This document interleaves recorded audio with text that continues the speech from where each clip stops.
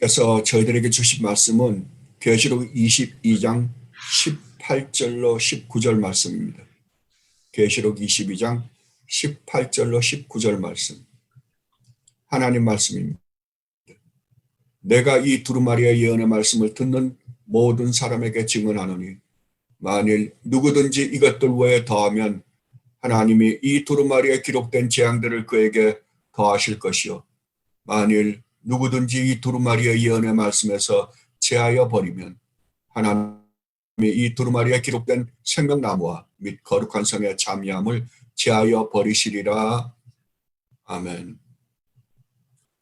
오늘 우리는 요한계시록 6절로 19절에서 주님이 말씀하신 5개의 권면의 말씀 중 마지막 5번째 권면의 말씀에 와 있습니다.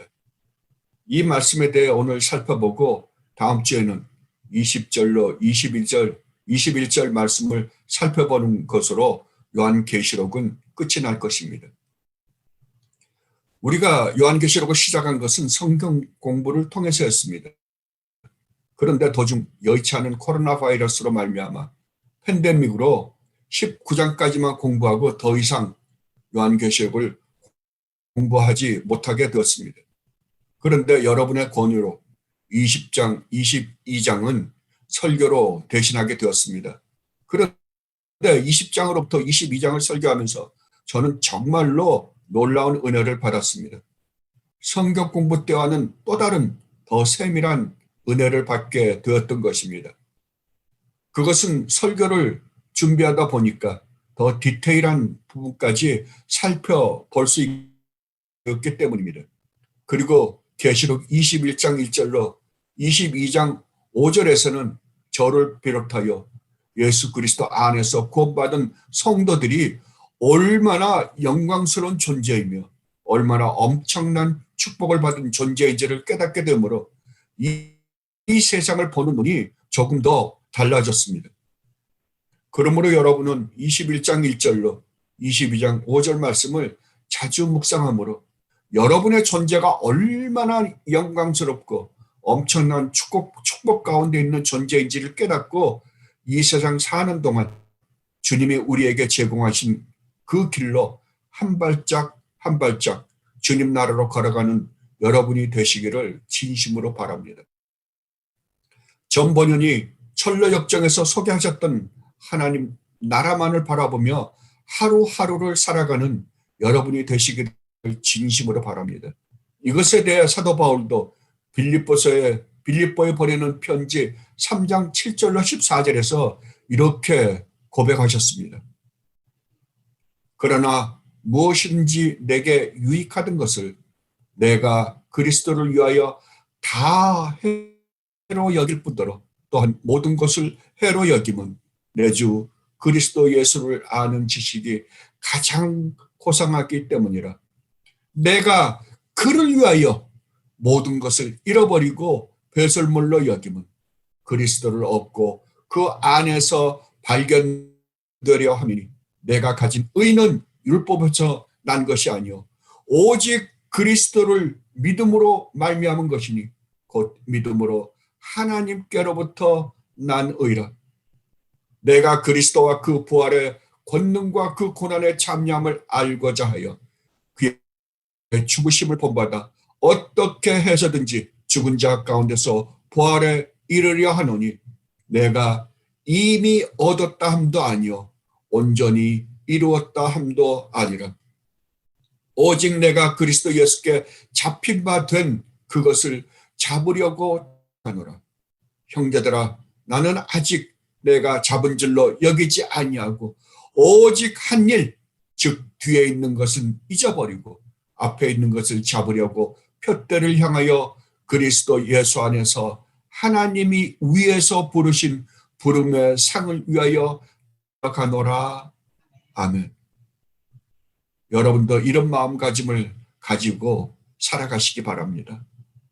그러면 다섯 번째 권면의 말씀인 오늘 본문 말씀을 살펴보십시다.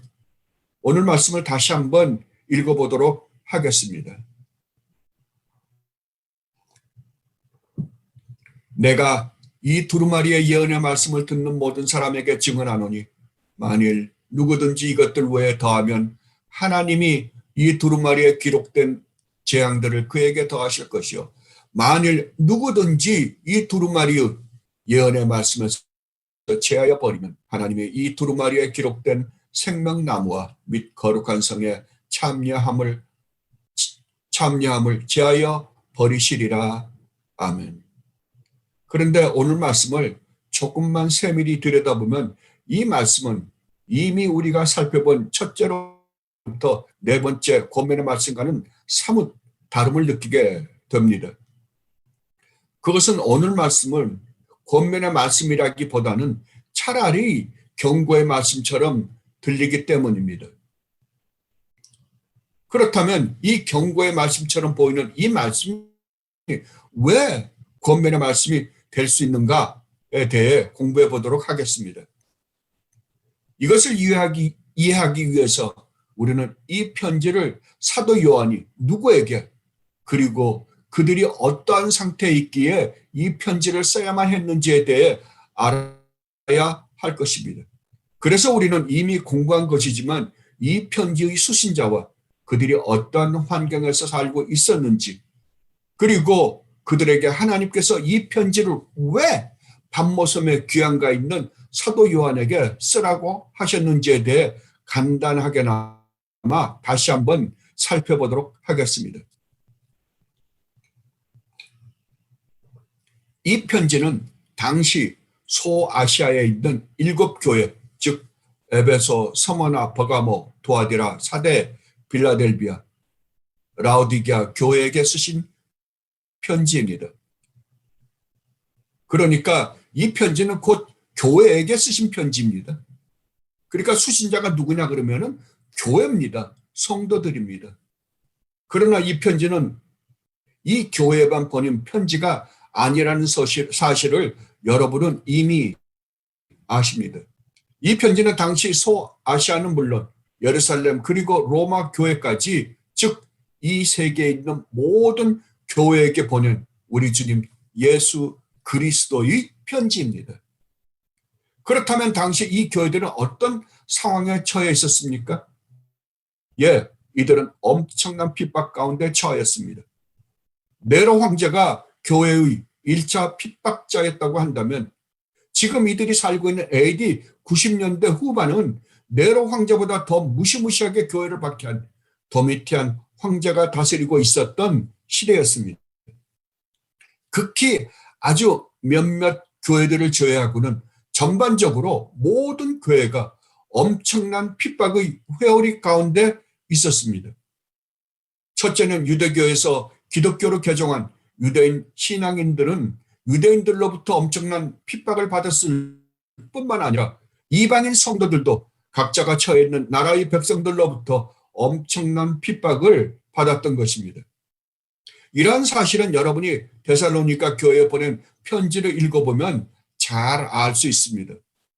그리고 이들은 설상가상으로 로마 황제로부터 황제를 주라고 부르지 않는다는 이유로 말미암아 말로 표현할 수 없는 핍박을 받았습니다.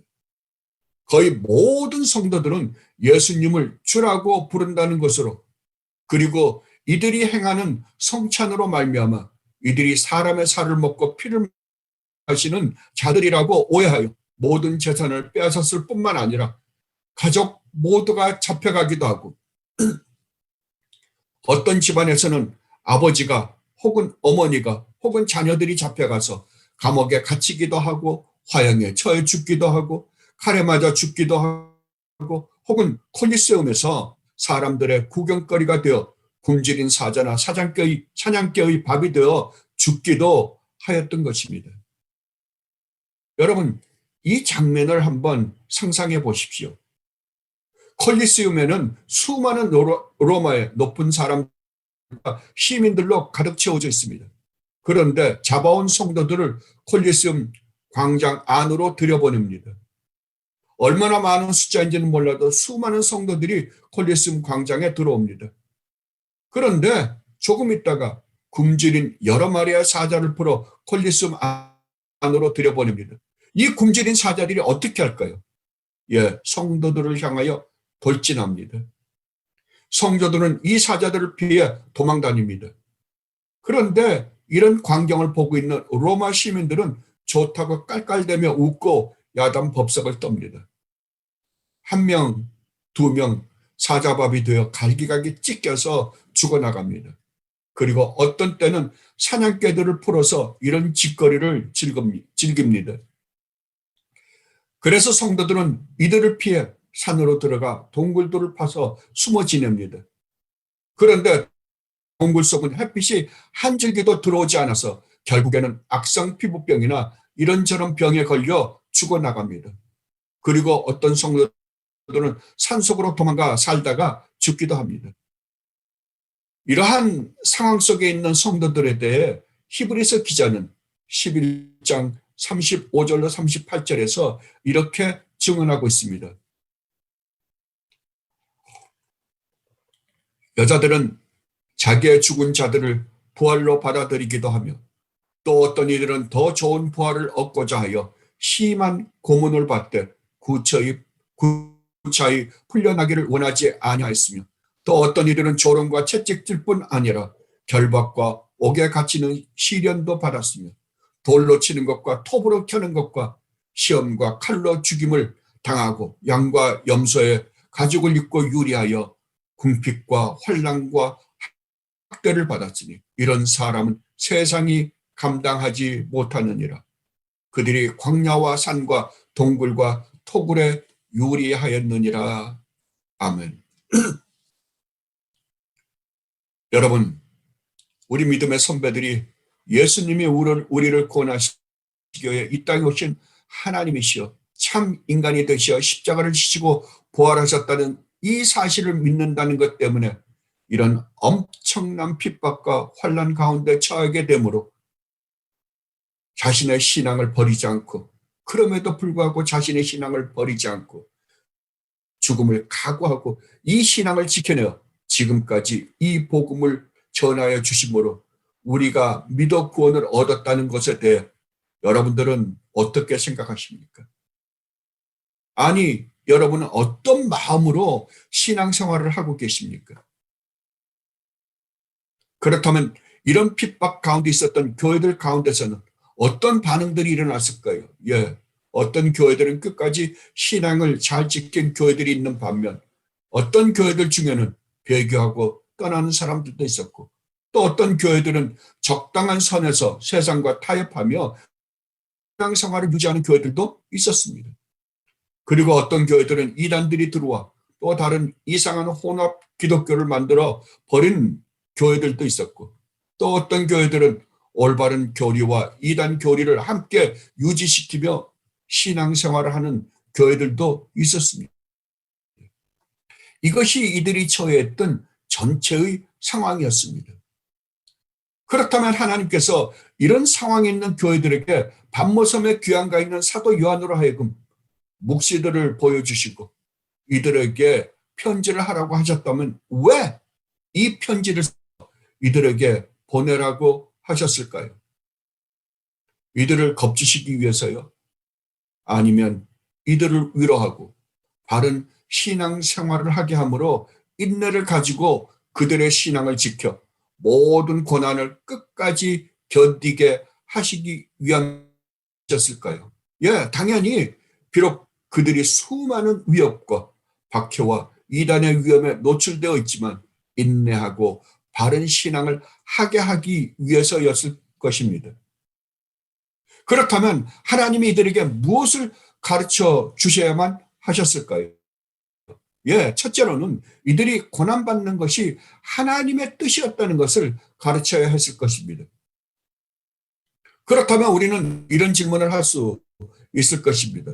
왜 하나님은 이들을 구원하시기 위해 성자 하나님이신 우리 주님 예수 그리스도를 보내시기까지 하셔서 이들을 구원하셔 놓고서는 이들로 하여금 이런 엄청난 고난과 핍박을 받게 하시는가? 성령을 속인 아나니아와 삽비라처럼 하시면 안 되셨는가? 베드로와 바울을 감옥에서 꺼내주신 하나님께서 이들을 이런 방법으로 주님을 섬기게 하고 구원을 이루시면 안 되었는가? 하나님께서는 전능하신 분이시기 때문에 이들에게 꽃길을 걷게 하므로 세상 사람들로 하여금 하나님을 믿으면 이렇게 이 세상에서 성공하며 영원한 생명도 얻게 된다라고 가르쳤더라면 복음은 더 많은 사람들이 받아들이지 않았을까? 그리고 이들을 핍박하는 자들은 모두 죽어나가거나 병에 걸리거나 망하게 하셨더라면 엄청나게 더 많은 사람들이 예수님을 주로 고백하지 않았을까? 여러분 어떻게 생각하십니까? 이런 생각에서 만들어낸 이단이 바로 삼박자 구원입니다. 만약 하나님이 이렇게 하셨다고 한다면 기독교는 과연 어떻게 되었을까요? 예, 기독교는 무시무시한 아주 흉한 몰골의 기독교가 되었을 것입니다. 아주 더럽고 추하고 잔인하고 온갖 탐심으로 가득 찬 음흉하고 음란한 기독교가 되었을 것입니다. 왜냐하면 타락한 인간의 욕심이 자신들의 욕심을 펼치는 곳이 교회가 되었을 것이기 때문입니다. 이런 교회 모습은 상상만 해도 끔찍합니다. 그리고 구원의 목적인 하나님의 거룩하심이나 의로우심은 찾아볼 수 없는 기독교가 되었을 것입니다. 그리고 여러분 자신을 한번 돌아보십시오. 만약 하나님이 여러분이 원하시는 것을 모두 다 이루어 주시고 여러분을 건드리는 자들을 모두 다 고통 가운데 거하게 하셨다면 과연 여러분은 지금쯤 어떤 모습의 생명체가 되었을까요? 생각만 해도 끔찍합니다. 왜 제가 인간이라고 하지 않고 생명체라고 말한지 아십니까? 예, 외적 모습은 인간인데 그들의 속은 완전히 괴물과 같은 존재가 되어 있을 것이기 때문입니다.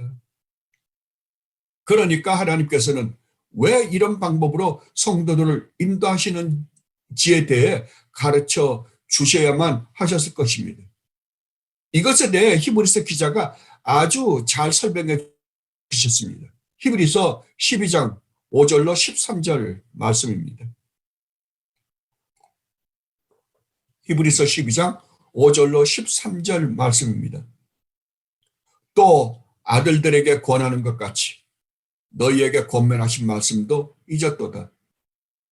일렀으되 내 아들이 주의 징계하심을 경히 여기지 말며 그에게 꾸지람을 받을 때 낙심하지 말라. 뭐라고요? 내 아들아 주의 징계하심을 경히 여기지 말며 그에게 꾸지람을 받을 때 낙심하지 말랍니다. 주께서 그 살아가시는 자를 징계하시고 그가 받아들이시는 아들마다 채찍질 하심이라 하였으니 너희가 참음은 징계를 받기 위함이라. 하나님과 아들과 같이 너희를 대우하시나니 어찌 아버지가 징계하지 않는 아들이 있으리요. 징계는 다 받는 것이거늘 너희에게 없으면 뭐라고요? 사생자요 친아들이 아니니라. 또 우리 육신의 아버지가 우리를 징계하여도 공경하였거든. 하물며 모든 영의 아버지께 더욱 복종하며 살려 하지 않겠느냐.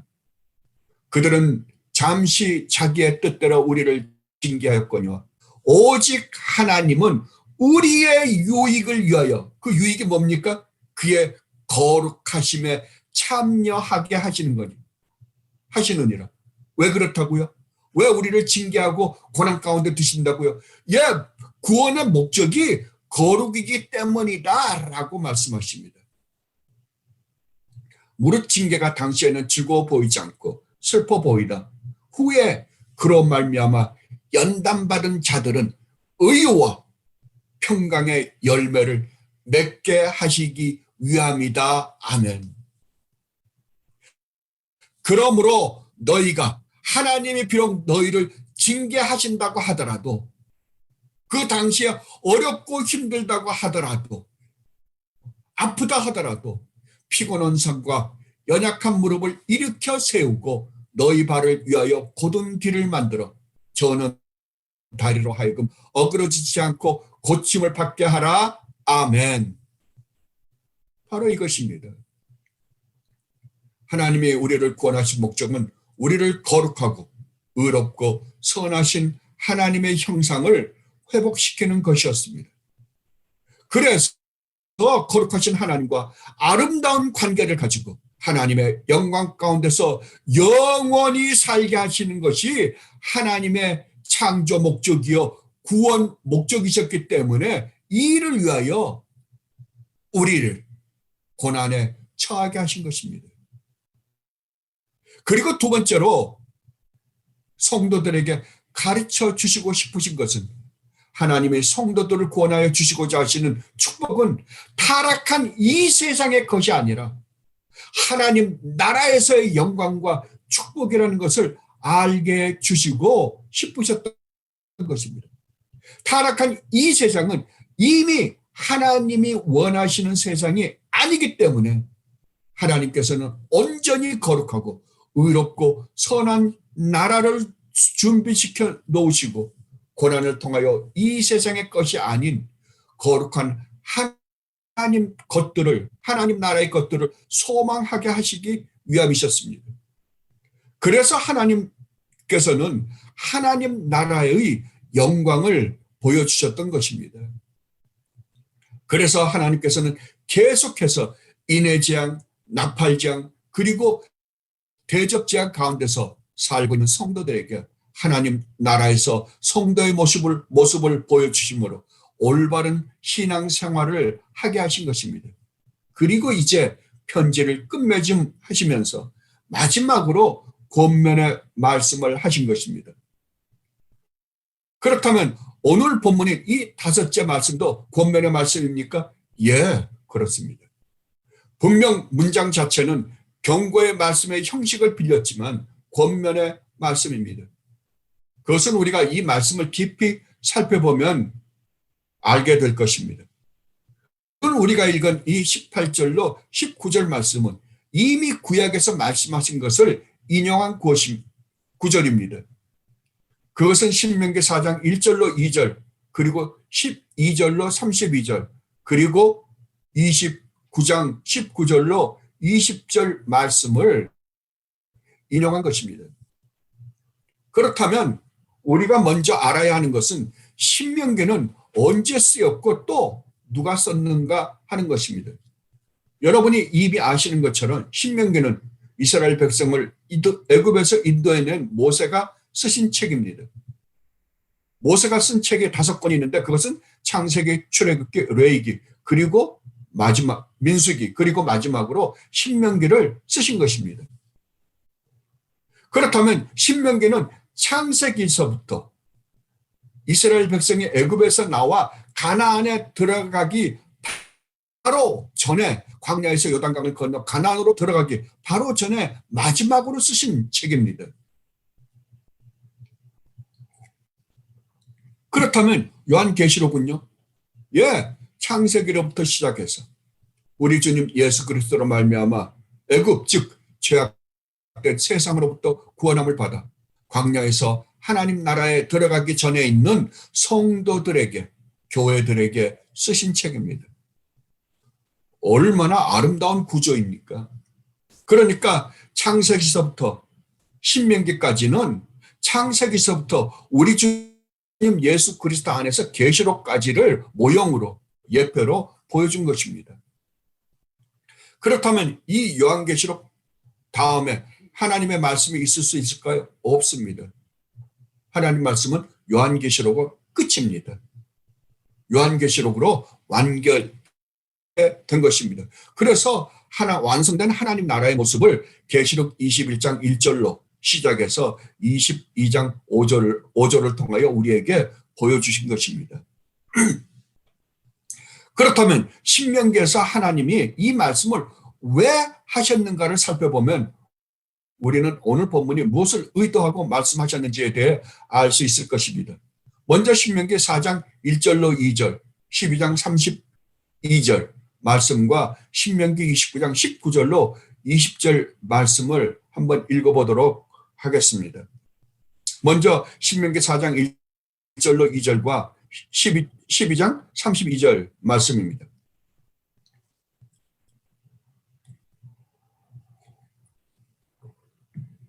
이스라엘아, 이제 내가 너희에게 가르치는 규례와 법도를 듣고 준행하라. 그리하면 너희가 살 것이요 너희 조상의 하나님 여호와께서 너희에게 주시는 땅에 들어가서 그것을 얻게 되리라. 내가 너희에게 명령하는 말을 너희는 뭐라고요? 가감하지 말라고요. 그러니까 이것을 인용한 거예요. 지금 사도 요한이. 내가 너희에게 내리는 너희 하나님 여호와의 명령을 지키라. 내가 너희에게 명령하는 이 모든 말을 너희는 지켜 행하고 그것에 가감하지 말지니라. 아멘. 그리고 신명기 29장 19절로 20절 말씀입니다. 이 저주의 말을 듣고도 심중에 스스로 복을 빌어 이르기를 내가 내 하나님이 완악하여 내가 내 마음이 완악하여 젖은 것과 마른 것이 멸망할지라도 내게는 평안이 있으리라 할까 함이라. 여호와는 이런 자를 사하지 않으실 뿐 아니라 그 위에 여호와의 분노와 질투의 불을 부으시며 또 이 책에 기록된 모든 저주를 그에게 더하실 것이라. 여호와께서 그의 이름을 천하에서 지어 버리시되 아멘. 바로 이 두 개를 사도 요한이 인용해서 18절로 20절 말씀을 기록하신 것입니다. 그렇다면 신명기의 이 세 본문을 왜 기록하라 하셨는가 하는 것입니다. 그것은 이 문장들의 앞뒤를 잘 살펴보면 한 가지 이유였음을 우리는 알 수 있습니다. 그것은 바로 우상 숭배 때문이었습니다. 신명기 4장에서는 바알부올, 12장에서는 아세라, 그리고 29장에서는 가나안에 들어가 그들이 섬기는 모든 신들을 섬기지 않을까 하는 우려로 말미암아 이 말씀들을 하셨던 것입니다. 그러므로 이 말씀들은 그들을 경고하려고 하기보다는 그들에게 너희가 이 세상에서 어떤 환난과 고난을 받는다 하더라도 우상 숭배를 하지 말고 오직 하나님만을 섬겨야만 가나안 누리게 될 영광과 축복들을 누리게 될 것이다 라는 것을 말씀해 주시기 위함이셨습니다. 그렇다면 요한계시록에서는요, 바로 이러한 의도로 말씀하신 것입니다. 너희가 이 세상에서는 예수님이 우리의 유일무이한 주여 그리스도라는 것 때문에 이런저런 엄청난 핍박과 환난을 당하지만 그렇다 하더라도 너희는 우상을 숭배하지 말고 당시에는 로마 황제를 신이라고 부르라고 강요했습니다. 그러니까 로마 황제를 신이라고 부르지 말라는 거예요. 그리고 수많은 이란들이 우상들이 있습니다. 끝까지 우리 주님 예수 그리스도를 믿는 믿음으로 살아라. 그리하면 너희는 반드시 영원한 영광과 축복 가운데서 살게 될 것이다 라는 의도에서 18절로 19절 말씀을 하신 것입니다. 그리고 초대교회 때는 핍박과 함께 수많은 이란들이 이미 교회 안으로 들어와 성도들을 다른 길로 인도하고 있었기 때문이었습니다. 그래서 쓴 책들이 요한 1서, 2서, 3서 아닙니까? 그리고 특히 니골라당이나 여선지자 이세벨 그리고 발람과 같은 거짓 선지자들이 교회에 들어와 기독교를 이상한 길로 끌고 가고 있었기 때문이었습니다. 그래서 일곱 교회의 면면을 살펴보면 이렇습니다. 에베소 교회는 교리적으로 튼튼한 교회였습니다. 그런데 이 교회에 부족한 것이 있었는데 그것은 주님으로부터 받은 사랑이 밖으로 흘러나오지 않았던 것입니다. 처음 사랑을 잃어버린 것입니다. 그리고 서문학 교회는 아주 작은 교회였던 것 같습니다. 그런데 이 교회는 특히 박해가 너무나 심했던 것 같습니다. 왜냐하면 주님께서 내가 내 환난과 궁핍을 안다라고 말씀하시고 사탄의 회당인 유대인이라 하는 자들로 하여금 핍박도 받고 비난도 받았기 때문입니다. 그리고 또 이미 받은 것뿐만 아니라 앞으로도 10일 동안 환난이 올 것이라고 주님께서 예언까지 하시기 때문입니다. 그런데 이 교회는 오직 주님만을 믿고 의지하며 충성한 교회라고 칭찬을 받았습니다. 그렇다면 버가모 교회는요? 버가모 교회는 순교자가 나올 정도로 지킨 교회였습니다. 그런데 이 교회, 발람의 교훈을 가르치는 자들이 나타나 거짓 교리를 가르치는데 이 발람의 거짓 교리를 가르치는 자들을 받아들이고 또 이에 동조하는 자들이 그 교회 안에, 버가모 교회 안에 함께 있었던 것입니다. 그리고 두아디라 교회는 하나님의 사랑을 드러내고 믿음을 지키고 인내하기도 하였고 또 나중 행위가 처음 행위보다 더 돋보였던 교회였지만 이 교회 안에는 이세벨이라는 거짓 선지자가 들어와 사람들로 하여금 우상, 즉 이세벨이 섬겼던 우상은 바알입니다. 기복입니다. 우상을 숭배하게 하였던 교회였습니다. 그리고 사대교회는 겉으로는 여러 가지 일들을 하였던 교회였던 것 같습니다. 선교도, 오늘날 말하면 선교도 하고 이웃을 돕는 일, 사업도 하고 학교도 지어지고 뭐 이렇게 외적으로는 하는 일을 하면서 살아있는 교회처럼 보였지만 실상은 그 교회는 교리가 없어져 버리고 말았습니다. 그래서 교리가 흔들림으로 말미암아 없어져 버림으로 말미암아 죽어가고 있었던 교회였습니다.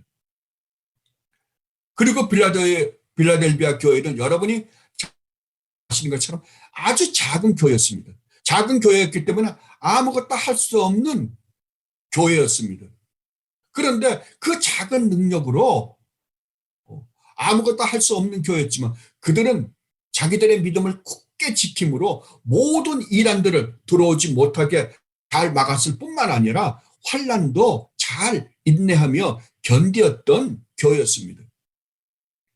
그리고 라오디아 교회가 있습니다.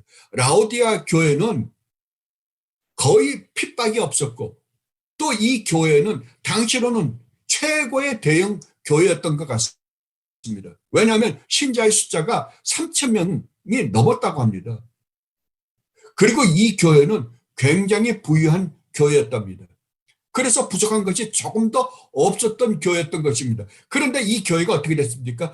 이 교회는 기복신앙으로 만들어 말미암아 완전히 죽었던 교회였습니다. 그래서 하나님으로부터 한 번도 칭찬을 받지 못한 교회입니다. 꾸중만 드는 교회입니다. 여러분이 이러한 교회들의 모습을 가만히 한번 보십시오. 기복신앙이 얼마나 교회를 피폐하게 만드는지 모릅니다. 오늘날은 어떻습니까? 오늘날 모든 교회는 라오디게아 교회 같은 모습을 띠지 않습니까? 무시무시합니다. 그러면 이 세상에 7교회와 같은 모습을 가진 교회들이 있다는 말입니까? 그래서 우리는 라오디게아 교회 같은 교회가 되지 말고 서머너나 빌라델피아 교회 같은 교회가 되어야 한다고 주님이 말씀하시는 것입니까? 아닙니다. 우리가 이미 살펴본 것처럼 이 세상에 있는 가시적인 교회 안에는 어떤 모습들이 항상 존재한다고요? 이 7교회와 같은 모습이 이 세상에 존재하는 가시적인 교회는 항상 나타난다고 성경은 우리에게 경고하고 있는 것입니다. 그래서 이 편지를 마치시면서 마지막 5번째 고면의 말씀을 하시면서 너희들이 세상에 수많은 우상에 노출될지라도 우상을 섬기지 말고 오직 하나님만을 섬겨야 한다라고 말씀하시는 것입니다. 그렇습니다. 우리는 절대로 하나님과 우상을 함께 섬길 수 없습니다. 두 주인을 섬길 수 없습니다. 우리 주님이 분명히 말씀하셨습니다. 근데 두 주인을 우상은 여러 종류가 있을 것입니다.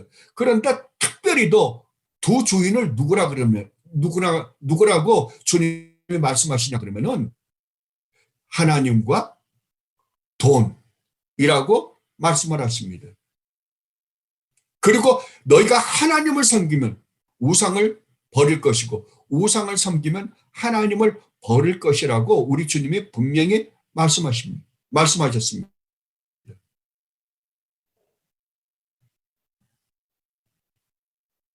그러므로 너희는 하나님과 돈, 즉 기복신앙을 함께 가질 수 없다고 성경은 분명히 말씀하고 있습니다. 그리고 우리가 구약 성경을 보면 하나님의 백성이라고 주장하는 이스라엘 백성 안에는 하나님과 우상을 함께 섬기는 거짓 성도가 수없이 있어 왔습니다. 그들의 결과가 어떻게 되었습니까? 하나님께서 말씀하셨던 이런 무시무시한 재앙들을 그들은 받았던 것입니다.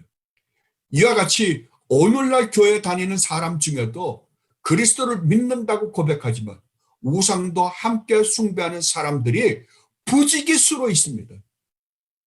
오늘날에는 기독교가 전반적으로 이런 모습의 기독교로 버리고 말았습니다. 기복신앙이 판을 치는 세상이 되어버렸습니다. 정말로 무서운 세대가 되어버리고 만 것입니다. 이들은 반드시 제가 분명히 선언할 수 있습니다. 사도 바울이 말씀하신 것처럼 갈라디아 교회에 대해서 말씀하신 것처럼 이들은 반드시 18절로 19절을 통하여 하나님이 말씀하신 이 무시무시한 심판을 받을 것입니다.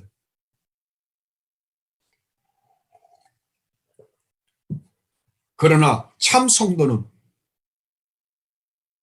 하나님과 우상을 함께 섬기지 않고 오직 우리 주님 예수 그리스도만 섬기는 사람들은 하나님이 지키시기 때문에 이런 경고의 말씀을 들으면 반드시 자신을 돌아보고 회개하고 돌아올 것입니다.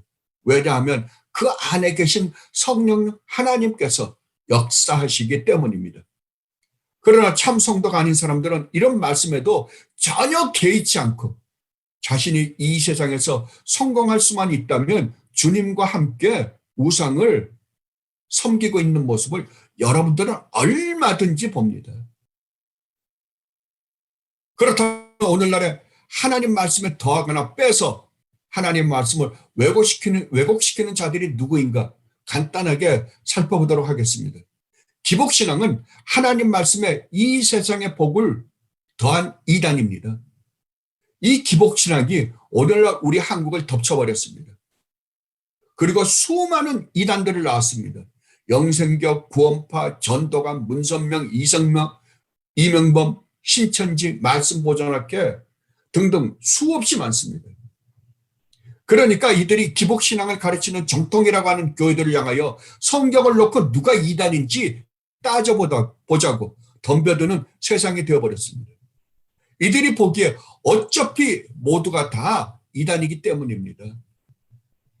그리고 캐톨릭이 말씀에 전통을 더하였고 의롭다함을 얻는 데 있어서도 믿음에다가 순종을 더하였습니다. 이것은 갈라디아 교회가 믿음의 할례나 율법을 더한 것과 같은 죄를 짓고 있는 것입니다. 그리고 여호와의 증인이 파수대를 더하였고 지옥을 성경에서 없애버렸습니다. 빼앗아버린 것입니다. 몰몬교는 몰몬경을 성경에다가 더하였습니다. 그래서 이들을 이단이라고 말하는 것입니다. 그러나 여러분 분명히 명심하십시오. 하나님께서는 우리에게 이 세상의 복을 약속하지 않으셨습니다. 하나님이 우리에게 약속하신 복은 마태복음에 기록되어 있는 팔복과 함께 하늘에 속한 복입니다. 여러분 팔복을 한번 보십시오. 그게 복 같습니까? 아닙니다. 그런데 성경은 뭐라 그럽니까? 예, 그게 복이랍니다. 심령이 가난한 것이 복이요, 애통하는 것이 복이요, 온유한 것이 복이요, 의에 줄이고 목마른 것이 복이요, 그리고 마음이 청결한 것이 복이요, 그리고 평강케 하는 것이 복이요, 그리고 우리 주님 예수 그리스도로 말미암아 핍박을 받는 것이 복이라고 성경은 말하고 있습니다. 이게 복입니까? 예, 복입니다. 이게 복입니다. 이게 예수 그리스도 안에서 우리가 누리는 행복이다라고 성경은 말하고 있습니다. 그리고 사도 바울을 통하여 에베소서에서 뭐라고 말씀하십니까? 하늘에 속한 복을 내가 너희에게 주고자 한다라고 약속하십니다. 그리고 이 세상은 멸망으로 가는 세상이기 때문에 참 성도들은 반드시 위의 것을 바라보며 살아야 할 것이라고 말씀하고 있는 것입니다. 성도는 이 세상이 가는 길로 가지 않고 하늘을 향하여 가는 사람들이기 때문에 가는 길이 이 세상 사람들과 가는 길이 완전히 다른 사람들입니다. 완전히요. 그래서 고난이 따른다고 성경은 수없이 말씀하고 있는 것입니다.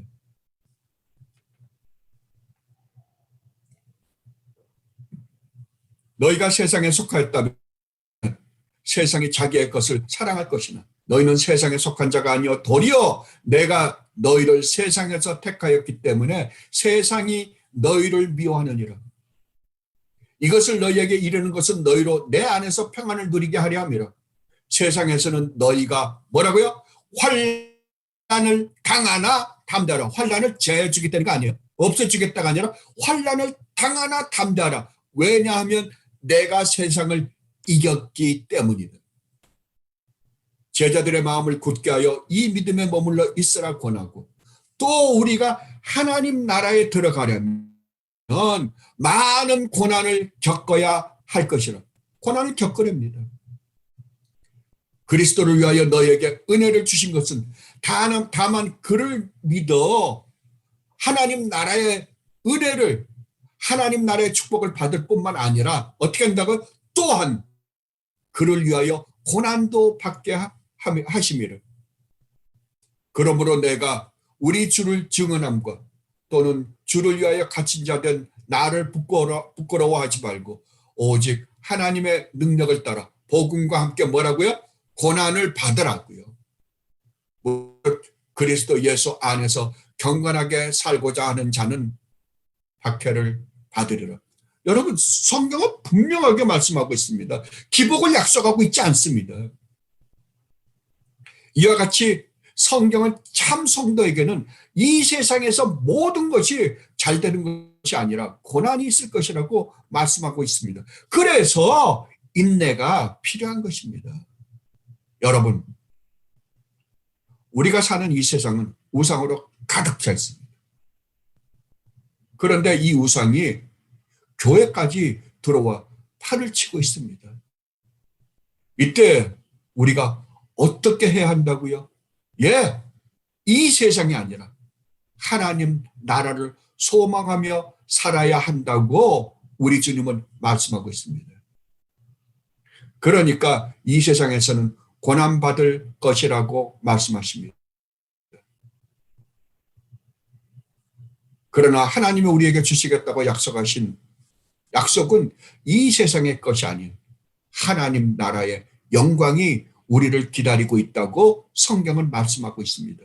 그러니까 어떻게 하라고요? 그러니까 씩씩하게 인내하며 이 길을 가라고 성경은 말씀하고 있습니다. 고난이야 잠시 견디다 보면 주님 나라에 가 있을 것입니다. 여러분, 이 길을 가십시다. 참 설교자로서 이런 말씀을 여러분들에게 드리는 게 죄송하긴 하지만 여러분이 정말 예수님을 믿으시는 분들이라고 한다면 우리에게는 우리가 가는 길이 이 세상이 가는 길과 다르기 때문에 우리에게는 반드시 고난이 있을 것입니다. 첫째는 세상이 받는 고난과 같은 고난이 우리에게 있을 것이고 또 하나는 사탄이 우리를 힘들게 하기 때문에 우리를 항상 공격해 오기 때문에 사탄으로 말미암는 고난도 있을 것이고 또 우리 아버지 하나님께서 우리를 거룩하고 의롭고 선한 아버지의 형상으로 만드시기 위한 징계가 있기 때문에 우리는 이중 삼중의 고난을 받을 것입니다. 그러나 이 고난을 다 마친 다음에는 아버지께서 우리에게 주시겠다고 약속하신 하나님 나라의 영광이 우리를 기다리고 있습니다. 그 놀라운 축복이 우리에게 기다리고 있습니다. 그러니 어떡하라고요? 그러니 이 세상을 바라보지 말고 이 세상이 흔들리는 그 사탄의 유혹에 빠지지 말고 오직 하나님만을 바라보며 하나님만을 의지하며 하나님만을 소망하며 아버지께서 우리에게 주시겠다고 약속하신 그 영광과 축복을 바라보며 살아야 하지 않겠습니까? 여러분, 이렇게 사십시다. 이렇게 사십시다. 네. 그래서 우리 아버지 하나님께서 정말 하나님 나라에서 우리가 얼마나 영광스러운 존재로 얼마나 축복 가운데 살 것인가에 대해서 말씀해 주시지 않았습니까? 그것을 믿고 가십시다. 계시록 21장 22절로 22장 5절 말씀으로 오늘 말씀을 마치도록 하겠습니다. 성 안에서 내가 성전을 보지 못하였으니 이는 주 하나님 곧 전능하신 이와 및 어린 양이 그 성전이심이라. 그 성은 해나 달의 비침이 쓸데없으니 이는 하나님의 영광이 비치고 어린 양이 그 등불이 되심이라. 만국이 그 빛 가운데로 다니고 땅의 왕들이 자기 영광을 가지고 그리로 들어가리라. 낮의 성문들을 도무지 닫지 아니하리니 거기에는 밤이 없음이라. 사람들이 만국의 영광과 존귀를 가지고 그리로 들어가겠고 무엇이든지 속된 것이나 가증한 일 또는 거짓말하는 자는 결코 그리로 들어가지 못하되 오직 어린 양의 생명책에 기록된 자들만 들어가리라. 또 그가 수정같이 맑은 생명수의 강을 내게 보이니 하나님과 및 어린 양의 보좌로부터 나와서 길 가운데로 흐르더라. 강 좌우에 생명나무가 있어 12가지 열매를 맺되 달마다 그 열매를 맺고 그 나무 잎사귀들은 만국을 치료하기 위하여 있더라. 다시 저주가 없으며, 여러분 한번 보십시오. 얼마나 놀라운 축복인가. 하나님과 그 어린 양의 보좌가 그 가운데 있으리니 그의 종들이, 하나님의 백성들이, 여러분들이 그 하나님을 섬기며 그의 얼굴을 보터요. 누구의 얼굴을 본다고요? 아버지 하나님과 우리 주님 예수 그리스도의 얼굴을 직접 본답니다. 그의 이름도 우리들의 이마에 있으리라. 다시 밤이 없겠고 등불과 햇빛이 쓸데없으니 이는 주 하나님이 그들에게 비치심이라. 우리가 세세토록 왕노릇하리로다. 아멘. 여러분, 하나님이 이 축복을 우리에게 약속하셨습니다. 그러니 어떡하라고요? 우상을 숭배하지 말라고요.